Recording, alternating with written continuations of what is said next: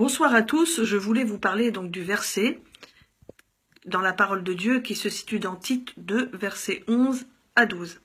En effet, la grâce de Dieu nous enseigne à vivre dans le monde présent avec sagesse, réserve et maîtrise de soi, en toute intégrité et honorabilité devant Dieu.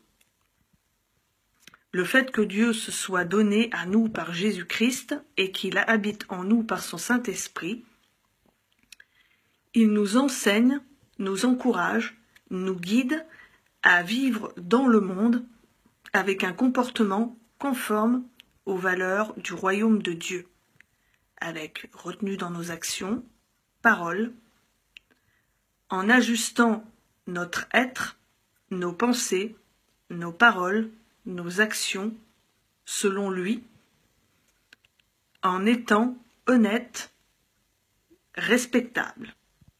Nous sommes dans le monde, mais nous ne sommes pas du monde. Le caractère de Jésus doit être manifeste en nous. Quand nous ne manifestons pas le fruit de la maîtrise de soi, nous discréditons le nom de Jésus. Nous lui portons du déshonneur, alors qu'il est Dieu, le roi des rois, et qu'il mérite toute l'honneur et toute la gloire. Lorsque nous ne manifestons pas le fruit de la maîtrise de soi, nous attristons son Saint-Esprit en faisant des choses donc contraires à sa parole, comme la non-maîtrise de nous-mêmes. Pour que ce fruit pousse, nous devons être participants, c'est-à-dire le vouloir, poser des actes, être disciplinés, car le Seigneur ne fera pas notre part à notre place. Dans 1 Corinthiens 9, verset 25, il est écrit « Tous les athlètes s'imposent toutes sortes de privations et ils le font pour obtenir une couronne qui va se détruire. Mais nous, c'est pour une couronne indestructible. » Donc nous ne courons pas une course pour des choses périssables, mais pour des choses éternelles. Et donc la maîtrise de soi, pour en revenir à ça, elle ne se fera pas toute seule, sans effort, sans renoncement, sans sacrifice et sans douleur. Le Seigneur nous a donné la force, par son esprit, d'assujettir notre corps, nos pensées, actions, et de rendre cela captive à son obéissance, à l'obéissance de Christ, comme il est écrit dans 2 Corinthiens 10, verset 5. Il nous a affranchis également pour la liberté, et pas pour que nous soyons prisonniers de la colère, de l'irritabilité, des excès de table. Il nous a affranchis, comme il est écrit dans Jean 8, verset 36. Nous devons donc changer nos raisonnements en adoptant la pensée de Christ qui vise à nous faire... nous devons changer nos raisonnements, adopter la pensée de Christ. Parce que nos raisonnements, c'est ce que je voulais dire, donc, visent à nous faire croire que nous ne changerons jamais. Parfois, on se dit « Je suis comme ça, c'est mon caractère, je n'y peux rien ». Nous sommes donc parfois défaitistes, résignés, et persuadés donc que l'on ne changera jamais. Mais nous devons arrêter donc ce genre de raisonnement, parce qu'en Christ, nous pouvons tout. Il faut croire donc que le Saint-Esprit s'occupe de nous et que si nous collaborons avec lui, il va changer les choses. Il faut arrêter aussi d'écouter des paroles dévalorisantes.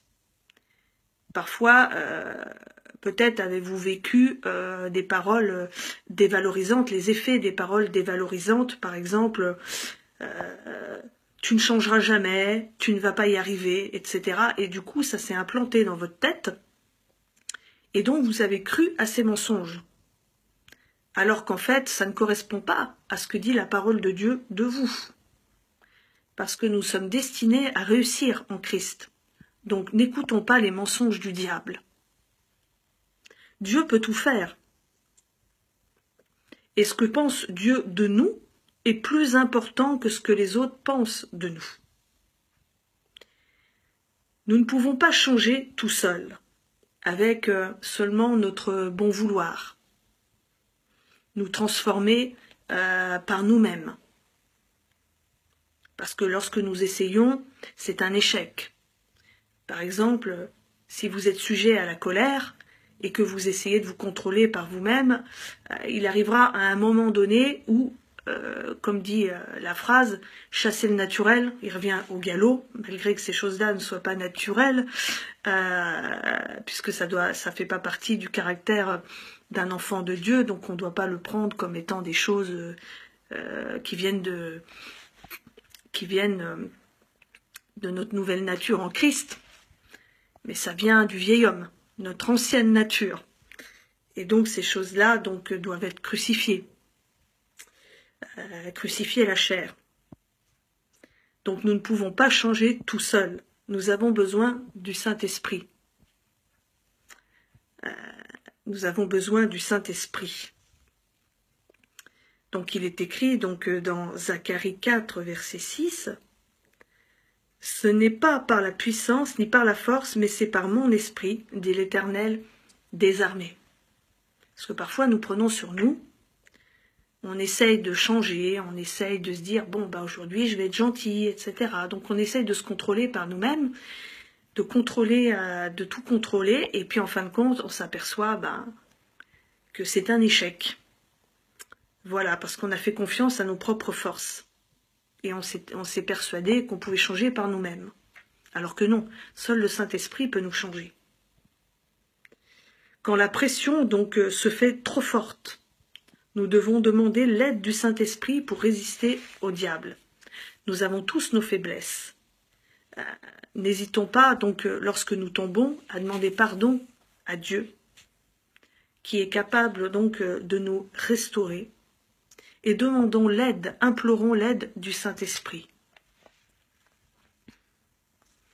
Il est écrit dans Jacques 4, verset 7, « Soumettez-vous à Dieu, résistez au diable, et il fuira loin de vous. » Il faut savoir que rien n'est plus fort que nous.